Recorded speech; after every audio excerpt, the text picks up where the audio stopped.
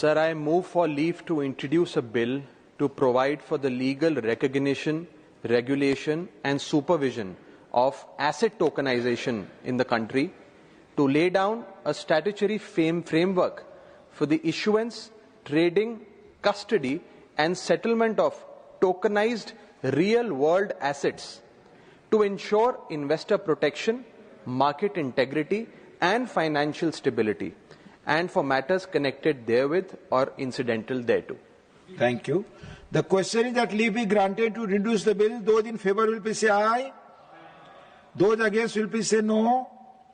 I think the ayes have it, the ayes have it, the ayes have it. Shriman Raghav Chadha ji.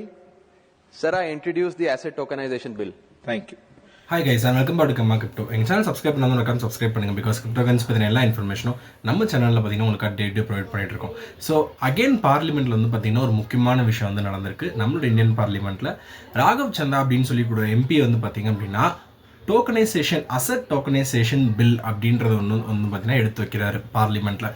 இதை வந்து நான் வந்து pass பண்ணுறேன் அப்படின்ற மாதிரி வந்து பார்த்தீங்கன்னா சொல்கிறாரு. That is introduction of this bill. So இங்கே வந்து நிறைய ப்ராசஸ் வந்து பார்த்திங்கன்னா இருக்குது. ஸோ ஆஃப் லேட்டாக வந்து பார்த்திங்கன்னா ரொம்ப பயங்கரமாக இவர் வந்து வைரல் ஆகிட்டு இருக்காரு. இதோட பேக்ரவுண்ட் என்ன, இந்த அசட் டோக்கனைசேஷன் ஆக்டில் என்ன இருக்குது, என்னென்ன பற்றிலாம் பேச போகிறோம் அப்படின்றத பார்க்கணும். ஸோ அசட் டோக்கனைசேஷன் அப்படின்றத வந்து பார்க்கும்போது எந்தெந்த டோக்கன்ஸ்லாம் வந்து பார்த்திங்கன்னா வேர்ல்டு ரெக்கக்னைஸ் பண்ணியிருக்கிற அசட்ஸ் எல்லாத்தையுமே வந்து பார்த்திங்கன்னா நம்ம ஸ்டாண்டர்டைஸாக ரெகுலேட் பண்ணணும்.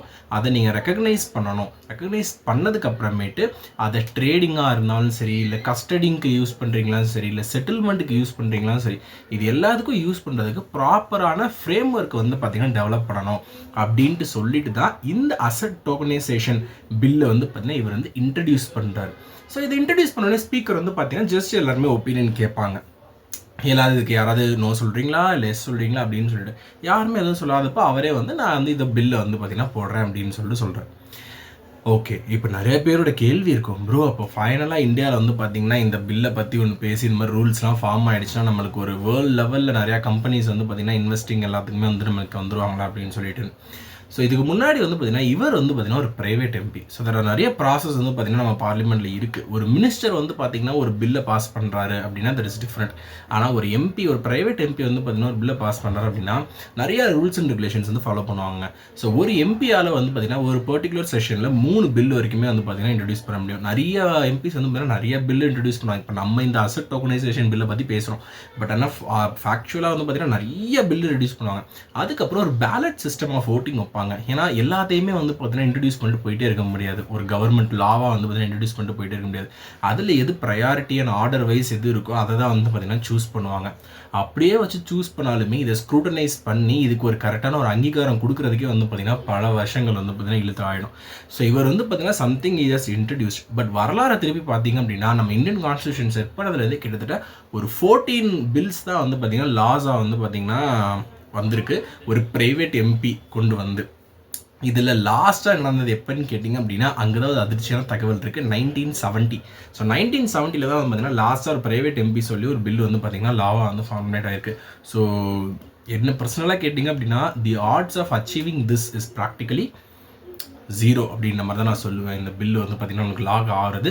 ஆனால் இது வந்து பார்த்திங்கன்னா ஒரு முன்னுதாரணமாக இருக்கும். ஸோ அட்லீஸ்ட் ஒரு ப்ரைவேட் எம்பி வந்து பார்த்திங்கன்னா அந்த மாதிரி பார்லிமெண்ட் எடுத்து பேசுகிறார் அப்படின்னா மேபி அடுத்த ஒரு பட்ஜெட் தாக்கல் செய்யும் போதோ இல்லை அடுத்த ஒரு மினிஸ்டர் வந்து பார்த்திங்க அப்படின்னா இதை பற்றி பார்த்துருப்பாங்க, அவங்களுக்கு தெரிய வந்திருக்கும், எல்லாமே ஒரு நாலேஜ் கிரியேட் ஆகுதுல்ல. ஸோ இந்த மாதிரி விஷயங்கள்லாம் பார்லிமெண்ட்டில் பேச ஆரம்பித்ததுக்கப்புறம் தான் கவர்மெண்ட் சைடில் வந்து பார்த்திங்கன்னா இது வந்து ஒரு தாக்கத்தை ஏற்படுத்தும் அப்படின்றது தான் வந்து என்னோட கருத்து. ஆப்வியஸ்லி ஒரு எம்பி லெவலுக்கு இது வந்து பார்த்திங்கன்னா ஒரு பில்லை இன்ட்ரடியூஸ் பண்ணுறோம் அப்படின்னா கண்டிப்பாக நெக்ஸ்ட் டைம் கவர்மெண்ட் வந்து பார்த்திங்கன்னா திரும்பி பார்ப்பாங்க அப்படின்றது தான் வந்து இங்கே நமக்கு எடுக்கக்கூடிய பொருள். மற்றபடி இது பாஸ் ஆகுமா அப்படின்றதுக்கான ப்ராபபிலிட்டி கடந்த காலத்துலேருந்து பார்க்கும்போது வந்து பார்த்தீங்கன்னா இட் இஸ் வெரி ரேர் அப்படின்ற மாதிரி தான் நான் சொல்லுவேன். So that is news share today. கண்டிப்பாக தான் உங்களுக்கு ஒரு கிளாரிட்டியை கொடுத்துருக்கோம் அப்படின்னு சொல்லி நம்புறேன். ஸோ இந்த மாதிரி நியூஸ் தெரிஞ்சுன்னா தொடர்ந்து கர்மா கிரிப்டோ சேனல் சப்ஸ்கிரைப் பண்ணிட்டு வாட்ச் பண்ணுங்கள். To all the interest news regarding crypto currency. Thank you.